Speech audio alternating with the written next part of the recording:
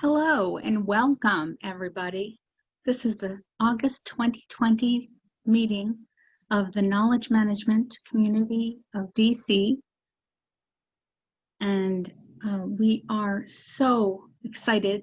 We have Catherine Shinners here from the Merced Group, and she's going to be talking about something that's near and dear to all of our hearts in this COVID world.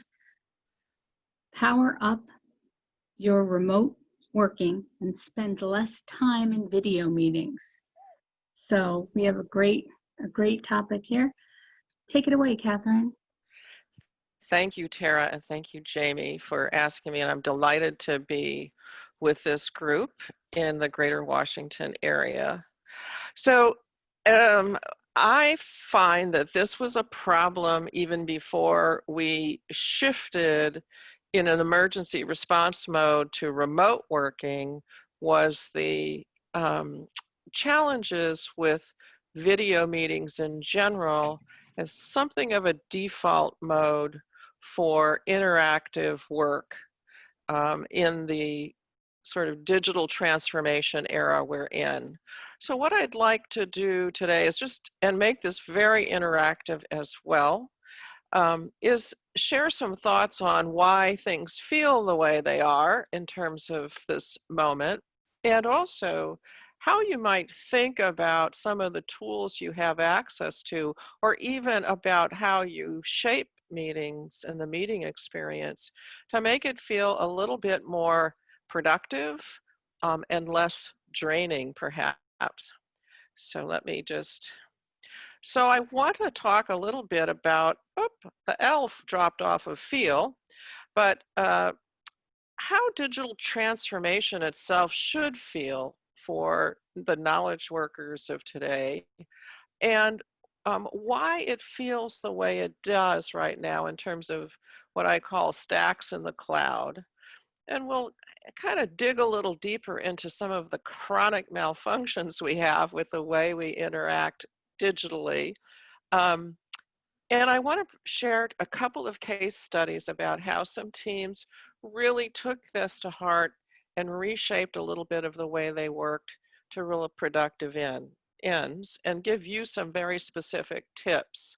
And then some final thoughts on how you might think about reshaping meetings in general, whether they're face-to-face or all virtual the way they seem to be today, and to make sense of what I call the new distributed working.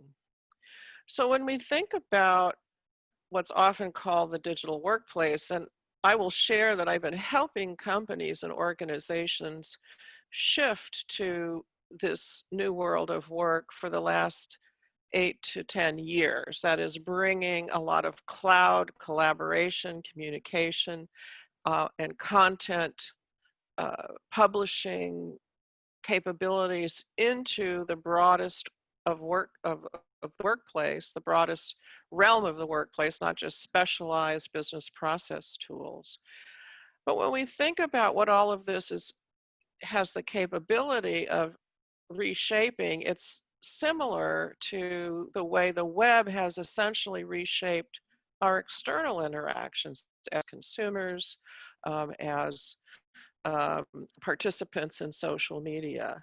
We're really looking at how we could bring the web benefits within the organization, and also not just be on the receiving end of information, that is stuff that's always seems to be pushed at you, but how we can actually draw information, draw knowledge, draw conversations into our own realm, um, under our own control, if you will, in terms of the needs of our own work environment.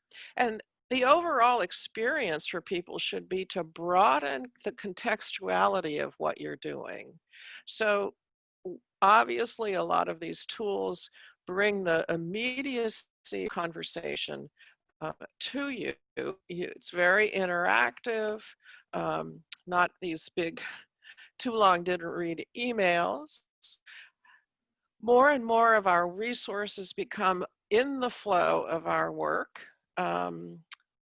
leaders themselves are actually learning that their own voices can be more authentically delivered, more personally delivered, and also give them a sense of being able to, what I call, digitally listen to their own stakeholders and their workforce. The other thing that a lot of these capabilities in the digital workplace have for us is to support um, changes in the behavior and our own capabilities to share knowledge, to work with more immediacy, and brings a new ethos into the organization. It used to be that knowledge was power, and therefore you had a lot of dysfunctional hoarding kind of behaviors.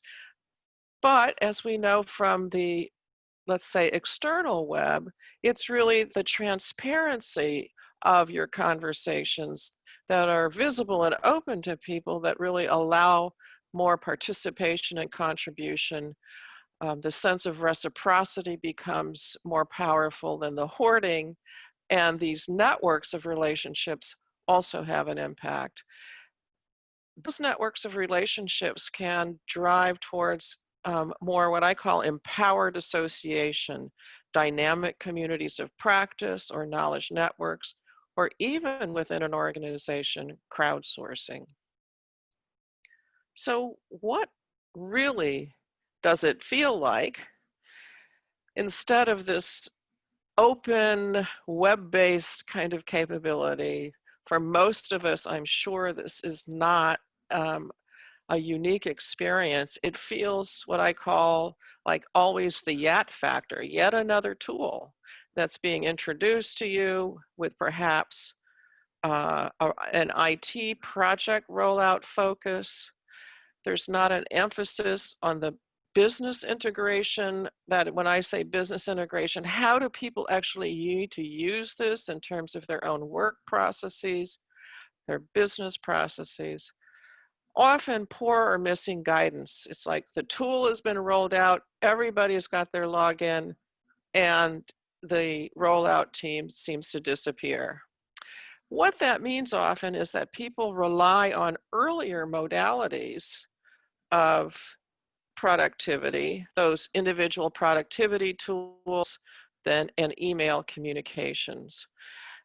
The challenge is that it feels like everything is being added on, one sort of brick at a time, but no one is giving you guidance about what not to use.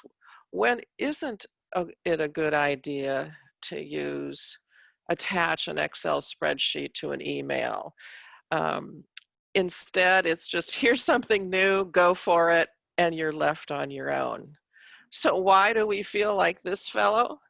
Well, digital transformation has often felt like this huge wave of change, of expectations. You're swimming in new waters, and COVID just threw us into sort of an even deeper sea of confusion. So what can we begin to do about it? Well, let's just, before we look at some solutions, let's think about what happens and I speak of this with a great deal of experience, if you will, and I hope that you all probably feel the same way.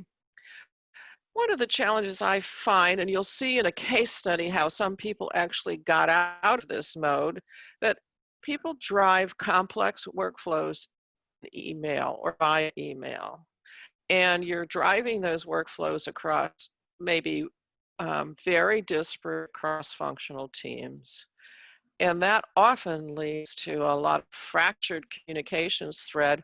Could be some very important business content in some email thread that kind of cut out and cut over from an initial query, but you can't figure that out because you haven't even seen it. Often when people send around material, you have version quality control. What am I working on? Is it the right version?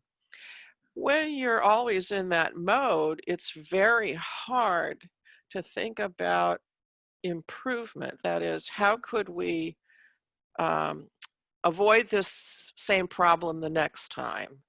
And then, of course, a lot of email is in that push, not pull mode. So you're left as a recipient on many D lists to just being overwhelmed with content that's hard to sort through. I often find that I'm not quite sure why this happened, but a lot of meetings are set up as an automatic element of a project, whether you really need them or not. And so people gather in a room, say once a week, and this is high value face-to-face meeting time, even if it's virtual face-to-face, where you are reporting on status, or just discussing updates, or making fairly minor queries about what's going on. All of us, I'm sure, feel like we're just completely overscheduled.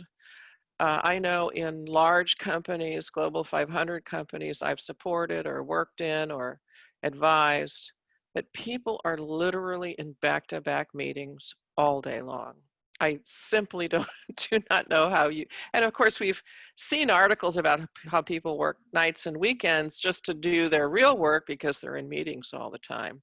And then when you are in meetings, you get the distracted multitasking scenario. There's just sometimes very poor meeting norms. And maybe your organization or company have cracked that nut, and I'd love to hear how you've done that.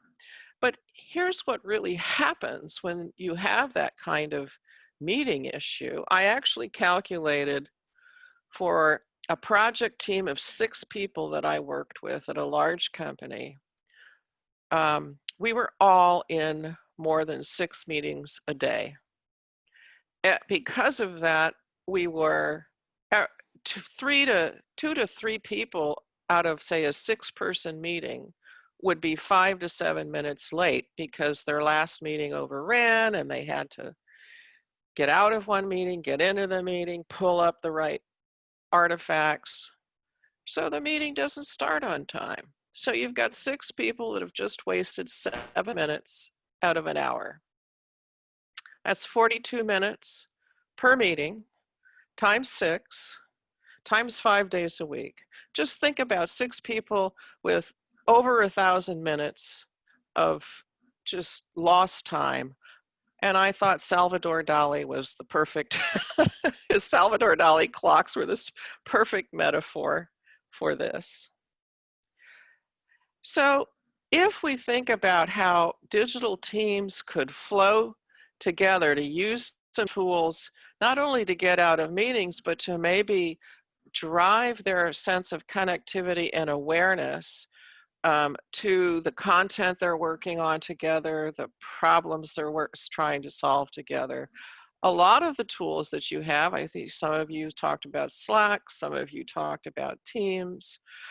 It provides for a more transparent conversational flow of work. You as an individual participate in it, but also you can set alerts and subscribe to, say, feeds where you can actually become sort of ambiently aware of content changes or content conversations. One of the challenges I found when I helped roll out a very large Jive implementation in a company was that initially it was very poorly understood and very little guidance given to people about how they could control and modulate their own alerts. So everybody felt like they were always getting bombarded with little pop-ups here and there. And so it was really important to give people the sense that they were empowered to manage these tools. A lot of these capabilities also support the sense of cohesion and connection. I love social profiles, and I think they're even more important in our COVID moment.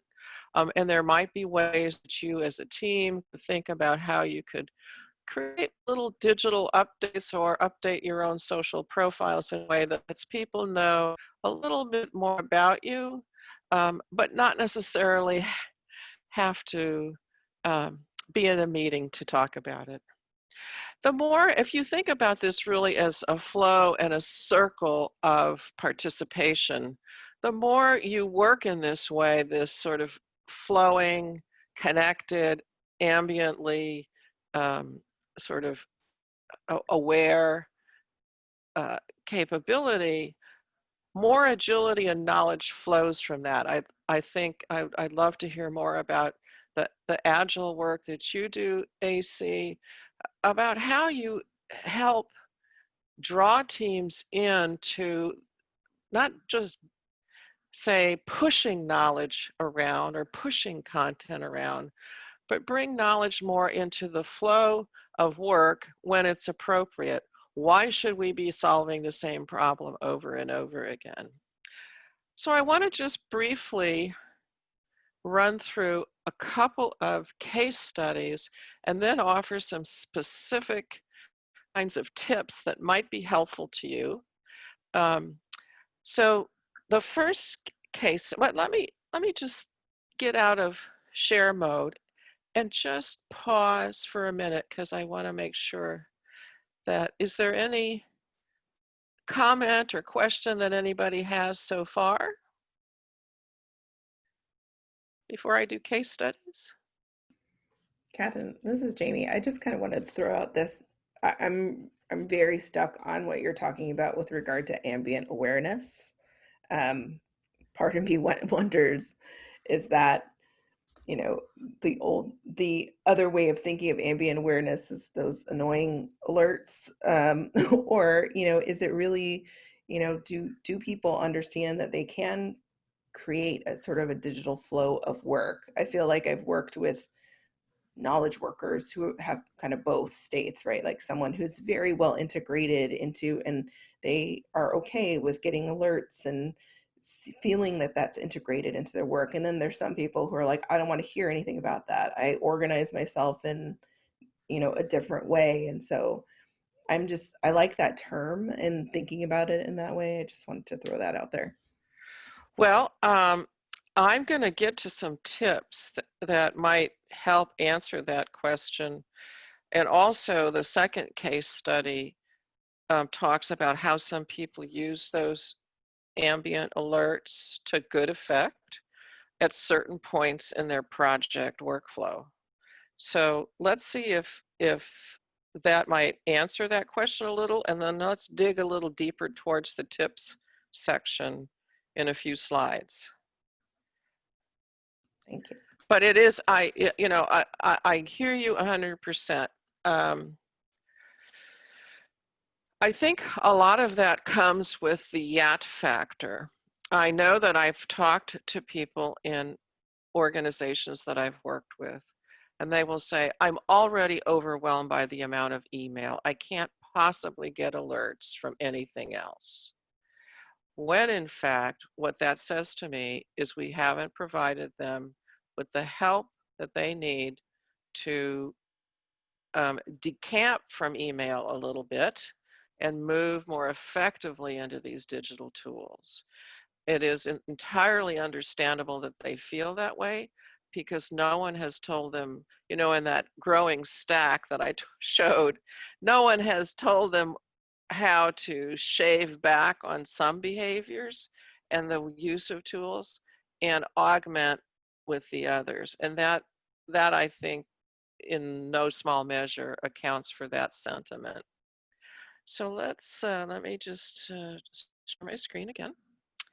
So this has to do with a very interesting group of very specialized knowledge workers. And I know some of the work that you all do might fall into this category.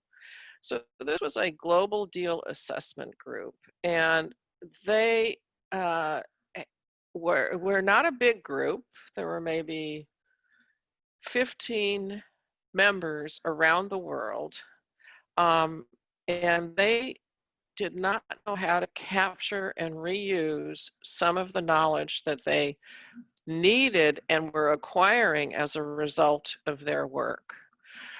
So their job was to evaluate and ensure the quality of service contracts for their clients and their client organization. They served sales organizations, and the sales organizations are obviously selling to customers.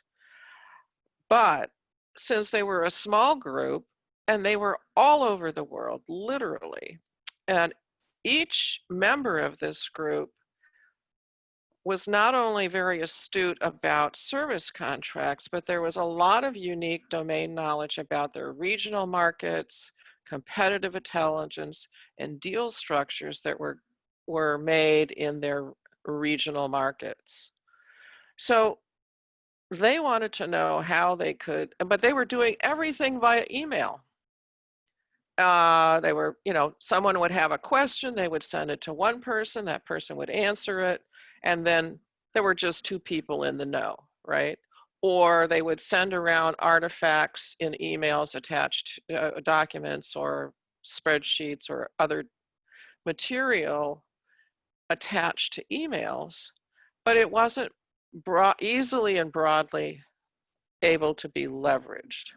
So what they did was they created a special team space. This happened to be, actually this was in something like Jive, I think. And they openly discuss and review the challenges and the opportunities in their varied markets. They also use their social profiles very effectively to, like if they went to conferences or had other sorts of certifications they were doing, they kept track of their growing experience. They developed a Q&A section where all of those important questions that were just private back and forth in email were more transparently answered. And everybody in the group could scan and search that if they before they actually posted something, does anybody know, they could quickly see if it was something inside their Q&A section. Now, sometimes they would be working on specific kinds of contracts, or maybe producing something around competitive intelligence. They could change their alerts and their notifications to be more frequent in that way. And similarly, in the next case study, when things were on a hot track for project completion, they got more frequency of those alerts. When the project sort of died down or it was nearing completion, they could dial those back to be less frequently. The other thing that they did, and this is so important and one of the big capabilities in more web-based team or collaboration platforms, is that as a team, they agreed on a consistent set of tags. And that really helped them also with their searchability through conversations and in critical content. What this ended up being for them was a lot of that tacit know-how was now leveraged across the entire group more frequently and with less effort, if you will. They had a better in-context understanding of what was going on with the deal structures. This was so specialized that it really helped that all of this knowledge base was now more transparent and accessible for new team members to onboard. They were able to ask and answer a lot more questions because it was so easily shared, instead of people spending a lot of time digging through their own past emails to find out how I can't remember so-and-so sent me this something, I can't remember when it was, or, searching email is such a trial. So the second and last case study is similar in that this was a complex workflow driven out of email and forwarded spreadsheets and Word documents and other sorts of artifacts. Now, an RFP in a very complicated tech company or environment means that it is a really a complex cross-functional work process that involves a lot of different people and in different sequence. So the finance and legal staff aren't going to review things until a certain body of the work is done.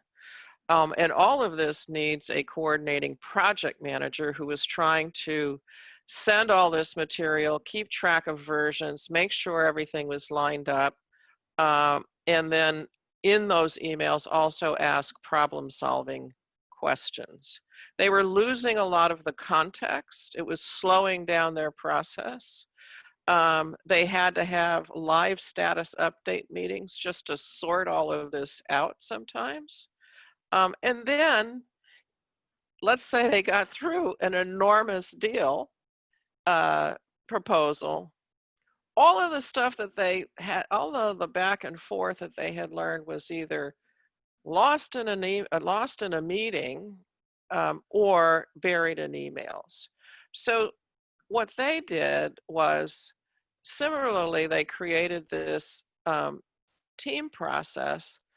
But what they did was they brought it all together so that the artifacts were in a conversational flow of work. People could ask quickly, and it was attached to a cloud content repository. So versioning was, you could link to the correct version at any time.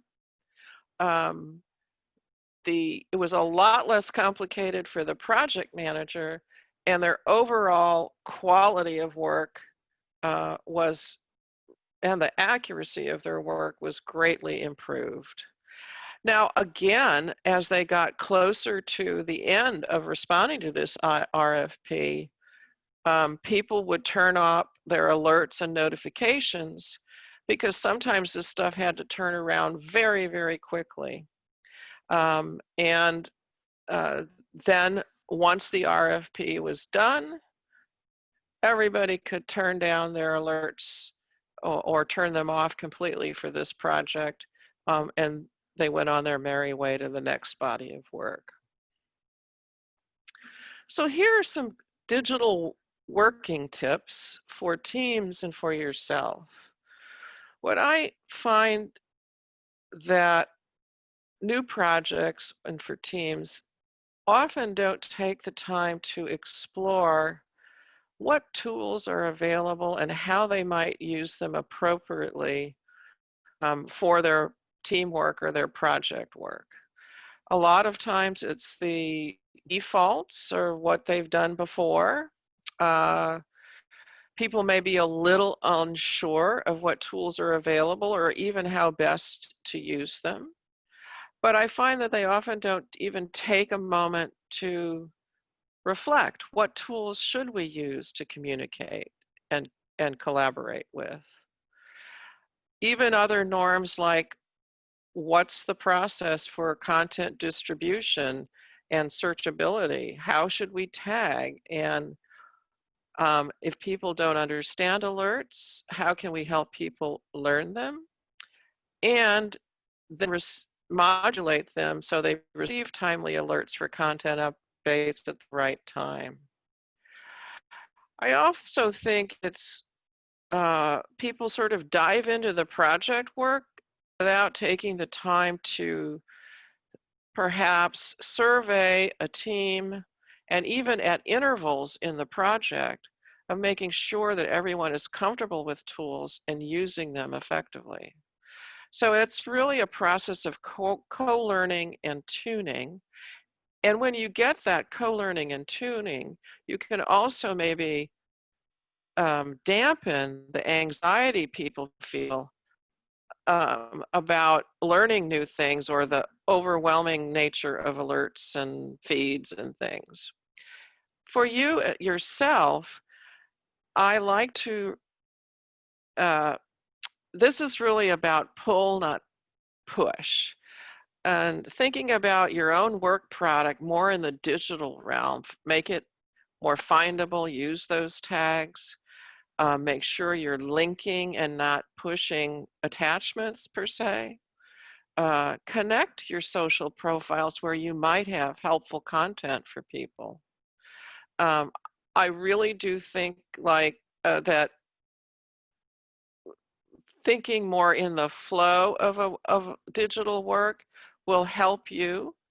Um, and also, if you yourself are struggling a little bit, find a tools buddy to help you build your own capability before you dive into a new project team. Sometimes you'll find that there's a couple of people that seem to always be in the know about a new tool or a new set of tools or their capabilities. Almost, we're in the home stretch here.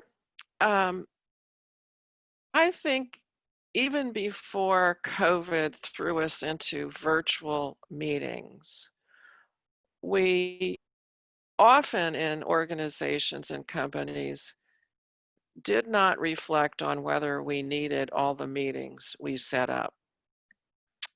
So if we have more of these digital and social collaboration tools, can some of these tools carry that work that we used to do in meetings?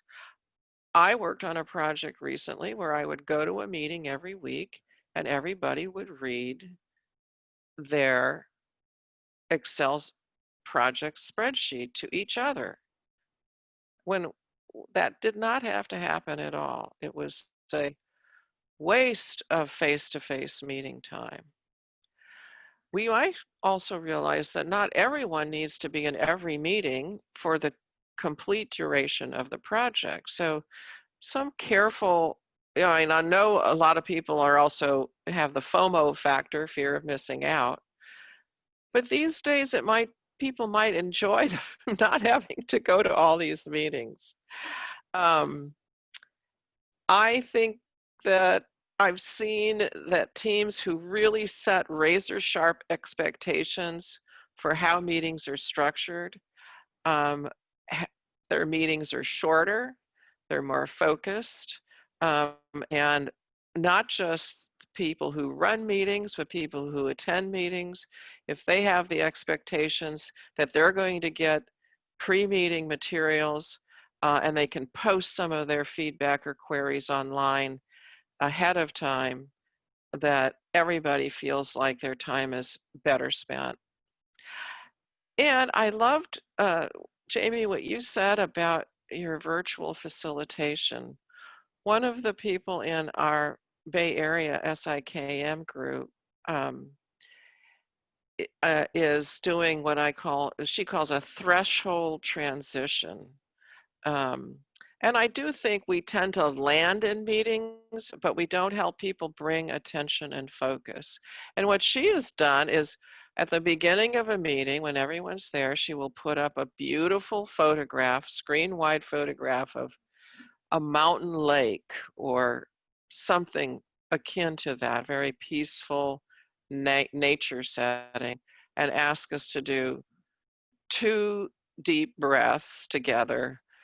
We just pause for a minute, she brings that slide down, and then we start. But it's very interesting how it, I think, helps people bring their attention and focus together to work together. I think when you are able to, as an individual, to connect your connectivity, you'll find that you're going to be spending less time in meetings just looking at PowerPoints or having to share PowerPoints. I wanted to say that we can think about this moment as not just about remote working. I do hope that we will all be able to be more face-to-face and have that sort of interpersonal warmth and stimulation. But I also think some of the fatigue we may be feeling is from that we have moved from an emergency response. Let's think about this, how we can really reshape our work, the way we work together to be more of a normative in a more productive way. And part of that is really the mastery of digital capabilities, not just for yourself, but for your immediate colleagues and teams. I have a whole section on digital leadership, but I also think that it's very helpful to broaden your learning networks and contacts. So search for communities of practice, or even just, maybe a little lunch and learn group from time to time for how to hear about how other people have really made this a more productive way to work, and rethink some of those old practices around meetings and communicating via email. I also think it's time that part of this period of change needs to incorporate mentoring wherever you can. Mentoring in the moment doesn't have to be a formal mentoring path, but both up to leadership and out to colleagues. I do find that leaders in organizations, while they have been supportive of digital transformation, have not widely participated in it and have not reshaped their own work practices to really take advantage of it. But that's the topic for another day. With that, we can talk about all this, see if any of this made sense. I'm going to stop sharing. I'm so glad my Wi-Fi held up.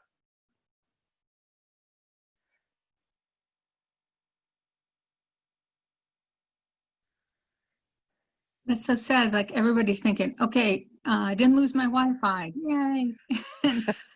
Well, I am in a hotel, so I was kind of worried. Oh, it's kind of sad that I was worried because I'm home. Oh, But that's we do. That's one of the things we have to. We're going to connect. We have to have Wi-Fi. well, how do you all think about, I mean, in the way you work with your teams? Do any of these thoughts come up, or do you, before you dive into a project together, or is there any discussion about how you should work? Not usually, although it may be there are others that have those discussions. I know that one of the things that is happening in many groups, there isn't a lot of connection because there are people who you don't see every day, and it's hard to really have that relationship, keeping everybody friends and wanting to help each other. And my team does they do like a non-work virtual meeting every week, every Wednesday morning. And we just get together and we kind of share something goofy about us, and and that actually has helped improve the other work business engagements. These meetings are digital because it makes us all, hey, we're all on the team, and yeah, we all do goofy stuff or whatever. But that's like a culture kind of a thing, like helping adapt to this digital culture. And I think having it named distributed working, I mean, that actually calling it something different, I think is helpful, because it's like, okay, it's not remote, it's here's how we work now. We're distributed. Anyway. Anyone else? One of the things that I found at my last job is that people were in teams that used tools, but they were also in another world that used emails. So all of the work was not routed through a tool. So they needed to be able to keep up with both worlds. And so it's the both worldness that seemed to be driving them a little, let's just say, crazy. And so the alerts still got lost in the other email. And there was frustration about which had priority. And I was working with a cross office kind of initiative that consisted of multiple component offices. So each component office had its own way of doing things, but yet they needed to all be integrated with the super office and those needs. So it was a little challenging, but we did have initial planning discussions around tool selection with representatives from each of the component offices. And then we talked and invited each one of them to planning meetings to discuss their office procedures and how that could be integrated into the overall operations of the tool that had been discussed and selected. So it was really a massive rollout and training kind of enterprise tool rollout.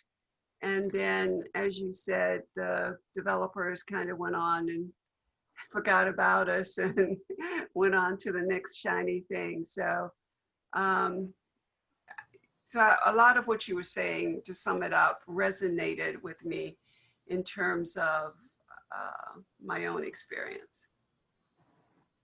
Yeah, and I absolutely see that, what you just described, in organizations where you might have a team who is really taking up some of these capabilities in a way to work more transparently and seamlessly in that, but there is this sort of dual world where they're also having to keep track of the email and attachments. That is also very distracting for them, and it's kind of anxiety producing because you're worried you might miss something important or not respond in a timely way. That's really a big leadership issue. Yes, without a doubt. And if the leadership isn't able to share the vision, then it's difficult to produce the kind of organizational change you need. And then you often have competing tools. You have SharePoint, you have these task management tools. And so they're all operating in the same environment with people having to pay allegiance to each tool and each tool's requirements. Yes, that is true. So one of the things I had hoped to share but didn't get it updated in time was in a team I worked on in a digital strategy and enablement group. We created some very specific guidance on all of these tools that helped people know which. So on the one hand, a plethora of tools can offer flexibility for teams, and it shouldn't be you should only use this or you should only use that. But typically the default is we'll use online meetings and emails and individual productivity tools, and there isn't any reshaping. But maybe, Jamie, I'll try to dig out this as a sample of what can be done to give people guidance. So a team might sit down with this guidance and say, okay, well, here's the guidance. Here's what we could use. And, that at least it feels like there's some support and some sanctioning, which is often the case. I do know that when I worked on a big change initiative for a tech company, the developers all had their wiki world and had been using it for so long, and we didn't even bother them. But the rest of the company were using a lot of old tools, and so moving them to more modern ways of working was really relevant. So I guess it's a pick your battles too. Mirren has her hand raised. I think also, John, you want to go first? I think you had your hand before me, or you put your hand down. No? Okay, cool. All right, so thank you very much, Catherine, and I'm glad I'm able to finally join the meeting today. So I just want to share with you what we kind of do as well at the office, and especially after the COVID, because everyone's working virtual.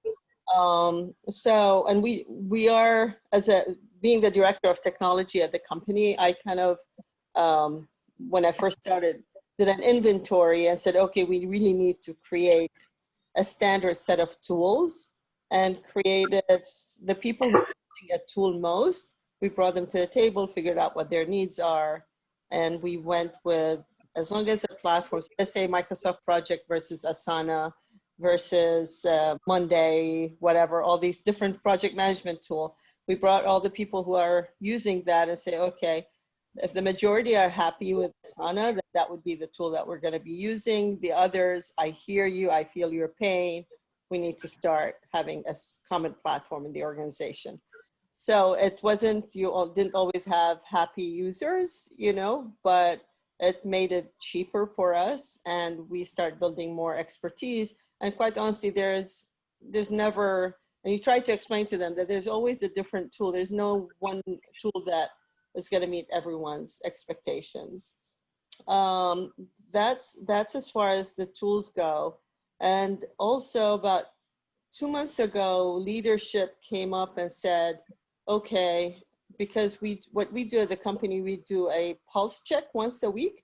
We do a Menti of, are you tired? Are you burnt out? What are your issues this week? How do you feel? Right.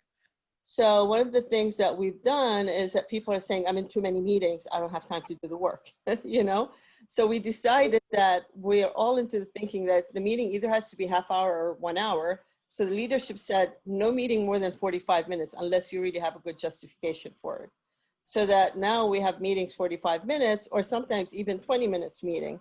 So you take people, the mentality of 1 hour or half hour away from people, and that really helped. And also try as much as possible put in the agenda. And when you're in meetings, just to try and simulate, we try to use video. So anyone who's speaking or anyone, please turn on your video if you can. No judgment. Even if you're taking the call in your bedroom, it's okay. But it helps a lot when there is that communication. And really that helped a lot, because a lot of times you don't even have time to take that 5-minute break between meetings. That's right. That's right. And then final thing for email, I use a lot, and I learned that I did consultancy, long-term consultancy at the World Bank about, 15, 20 years ago. And that really stuck with me, is communication through email. And I use it now. First of all, as you were saying, the workflow of emails, don't be scared of changing the subject of an email. If all of a sudden the email thread morphs into another topic, just start a new topic and change it. So this way, that it's no longer about the other topic that no one's discussing anymore. I use a lot, like if I need anyone to approve, I'll just sort of say, for your approval / time sensitive, I need that. So it's these types of cues that I use in the subject that really I get, it helps the people receiving it. They know what I'm looking for, and also I get the response within a timely manner. Right. And I always try to share that with others. It's like, use that. And personally, I hate emails that scroll on and on and on. Bulletize as much as you can and try to make your email within one page. And I feel, and when I shared that as I did a one-on-one training for the whole team, like a knowledge share, and they were all like, that was really helping us and navigate these thread of emails or barrage of emails we get. So I just want to share that with everyone. So Those are all really great anecdotes, I guess, real life, chipping in. Part of this is just you got to chip away at all these issues in different ways, different tools, different cultural norms, that kind of thing. So thank you. Does Judy have her hand up? I do. Let me see if I'm on. Am I You on? are. You are. Okay. It's funny. I just held this event a week ago with a bunch of engineers, and I coached them not to raise their hand, to put their name in chat. 60 engineers, and they all raised their hands. I felt guilty doing that. But I loved your presentation, but something came to mind I was thinking about. We've kind of been in a period of a norms inertia. We've set up norms, we've been following them. And I loved your example. I think you had an RFP and I just did a debrief with a team that went through they were a source selection board or a source evaluation board. And typically those are very structured. They go into a room, they never talk outside of the room, all the documents are in the room, and there's a camera on them. Well, they went right into shutdown, and they didn't have that room, didn't have that camera, didn't have that oversight. And the only oversight they had was one participant's two large dogs who would join every meeting. And it was so interesting to hear them talk about the new norms that they created, like the chairperson would have jazz playing when people logged on.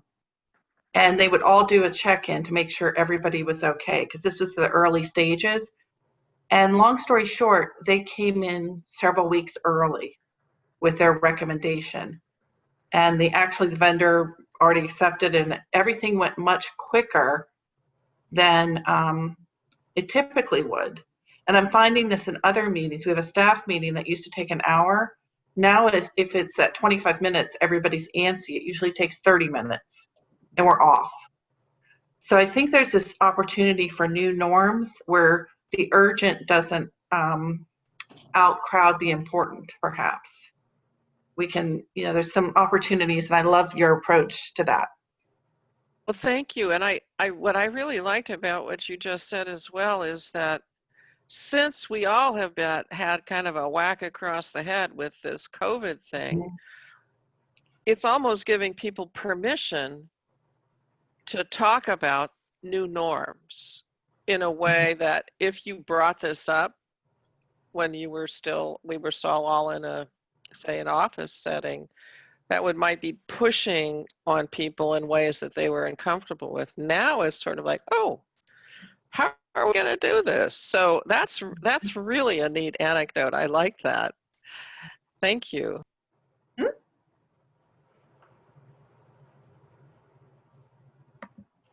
I have one thing, Catherine, I wanted to mention. It's just like a thought that I had piecing together things that you were just talking about, plus some things that I learned this morning. So I had a phone call with another Catherine this morning who recommended a book called Community by Peter Block. And I have been consuming that book in the in-between times of the day today. And what struck me right away was this idea, and he brings John McKnight into it, and he's who talks about the limits of systems, right? So systems can serve, but they can't care. And I think what's happening in work right now is that we're communicating through these systems, right? We have Zoom, we have these technical capabilities that are the systems. And we're now more acutely aware of the fact that it is a system that serves, not a thing that cares. And so when I think we're having these conflicts or, issues and the draining, feelings of not working in an office or with people, and we're trying to get to use this format, it's because we're just instinctively aware that there's a separation between there's limitations to what the systems can do for us. So, to me, then the thought is not only, what kind of systems are we using, but then what is the additional component that we need to care, who, and what he says is who cares are people, not professionals. So, again, this is a requirement for us to show up, not just as our professional self, but as our personal self in a community. And I think that is the transformation that's happening in society right now, working from home. And I don't know, I love that thought, because it's just, I think you're getting right into that in your conversations. So. Well, thank you. And I've so enjoyed meeting all of you, and also wish you all well in your work during not only this COVID moment, but maybe we'll all be in the flow with this distributed working way of working and get better and better at it. But I also hope all of you stay safe and well. And I'll go for a nice walk on the beach. As I said, we escaped to the beach today. So that's what I'm going to do. But Thank you so much. Jamie, it's my pleasure. And thank you, Jamie, for asking Thank you, and That's inviting me. fantastic. Thank you. Thank you, Catherine. Thank you very much. Hey, Thank you, we are at Catherine. 655 members. I looked. Isn't that great? Yay. It is great. And Jamie, I will send you actually, I will post the slides on SlideShare and send you the Okay. link to share with your community. Great. Yep. Thank you I'll post so that in much. with the YouTube Take video. care, everybody. Take care. Thank you. Thanks. Bye-bye. Bye, everybody. Thanks, everybody. Well. Thank you for watching KMCDC's presentation. Hope to see you at the next monthly meeting.